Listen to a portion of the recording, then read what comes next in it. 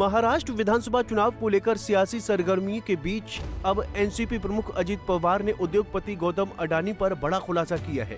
अजित पवार ने एक इंटरव्यू में 2019 के महाराष्ट्र विधानसभा चुनावों के बाद बीजेपी के साथ हुए गठबंधन में उद्योगपति गौतम अडानी की भूमिका को लेकर ये खुलासा किया है। उन्होंने कहा कि 5 साल पहले जब बीजेपी और एनसीपी के बीच गठबंधन को लेकर राजनीतिक बातचीत हुई तो अडानी उसका हिस्सा थे।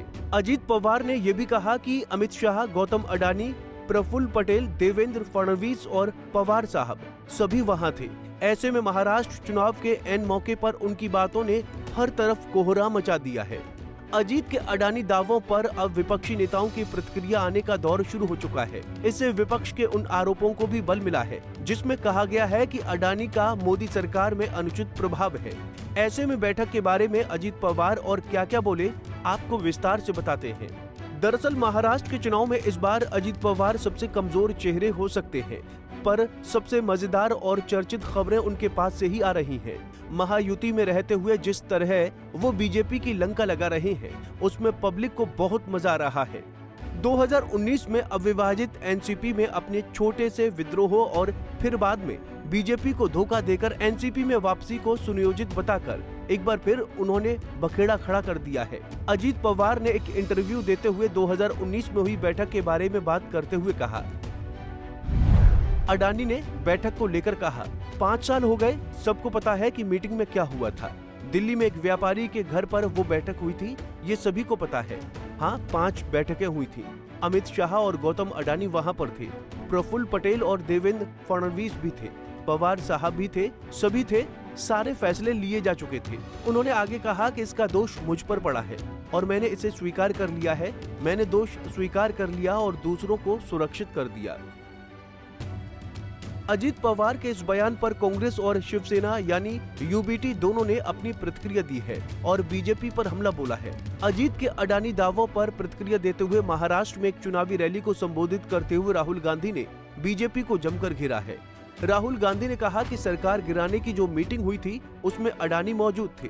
आखिर अडानी उस राजनीतिक मीटिंग में क्यों बैठे थे? वो इसलिए बैठे थे क्योंकि उन्हें धारावी चाहिए था। आपकी सरकार छीनी गई, चोरी की गई। किसने चोरी की? आप क्या सोचते हो? नरेंद्र मोदी जी का उसमें हाथ नहीं था क्या? उनके नेता ने अभी बोला है कि सरकार को गिराने की जो मीटिंग हुई थी उसमें अडानी जी बैठे थे। अडानी जी क्यों बैठे थे राजनीतिक मीटिंग में? क्योंकि वे धारावी चाहते हैं। 1 लाख करोड़ रुपए का फायदा इस सरकार ने अडानी जी को दिलवाया है। किसकी जमीन? आपकी जमीन। किसकी जमीन? गरीबों की जमीन, मजदूरों की जमीन आपसे छीन कर ले जा रहे हैं। कहीं नहीं लिखा संविधान में, कहीं नहीं लिखा है कि आपकी जमीन छीनी जानी चाहिए। इस मामले में प्रतिक्रिया देने वालों में से एक राज्यसभा सांसद और शिवसेना की प्रवक्ता प्रियंका चतुर्वेदी भी रही। इसके साथ ही कांग्रेस नेता सुप्रिया श्रीनेत ने कहा कि अडानी ने सरकार गिरवाई, गठबंधन सरकार बनवाई, सरकार चला रहे अडानी। 2 खबरें एक साथ सुनिए। पहली खबर, बड़ा खुलासा अजित पवार ने किया है कि जब 2019 में अमित शाह चुनी हुई महाराष्ट्र की सरकार को गिरा रहे थे तब उस मीटिंग में गौतम अडानी भी मौजूद थे। अब दूसरी खबर सुनिए। आईएनएस ने एक अपने फर्जी पोल में फर्जी सर्वे किया उन्होंने चुनाव पर, और उसमें अजित पवार गुट को मुंबई में 5 सीटें जिता दी, लेकिन असलियत यह है कि वो लड़ सिर्फ 3 ही रहे। अब आगे सुनिए। आईएनएस के मालिक वही गौतम अडानी है जो सरकार गिराने वाली मीटिंग में शामिल थे, और दूसरी बड़ी बात, ये वही गौतम अडानी है जिनको लाखों करोड़ रुपए की मुंबई की जमीन कौड़ियों के दाम पर फडणवीस और शिंदे की बीजेपी सरकार ने दी है। सूचना समाप्त हुई। खेल आशा करती हूं आप समझ गए। बहरहाल 2019 में महाराष्ट्र में सरकार बनवाने में देश के सबसे बड़े उद्योगपति का दर्जा प्राप्त कर चुके गौतम अडानी का नाम लेकर अजीत ने बीजेपी को मुंह दिखाने लायक नहीं छोड़ा है। ये कुछ वैसी ही परिस्थिति है जैसी हिंडनबर्ग रिपोर्ट आने के बाद थी। अजित पवार की बातें कितनी सच हैं ये कोई नहीं जानता, लेकिन उनके बयान ने महाराष्ट्र चुनाव में भूचाल ला दिया है। अजीत पवार की यही कला उन्हें महाराष्ट्र की राजनीति में अपने चाचा यानी शरद पवार का असली उत्तराधिकारी साबित करा रही है। ऐसे में अजीत पवार के दावे के चलते विपक्ष को मौका मिल गया है कि वो उन आरोपों को और हवा दे कि गौतम अडानी और मोदी सरकार के बीच बहुत मधुर संबंध यूं ही नहीं है। फिलहाल अगर अजीत पवार की बात और उनके शब्दों पर गौर करें तो ये नजर आता है कि उन्होंने अडानी का उल्लेख बीजेपी को उलझाने के लिए ही किया है।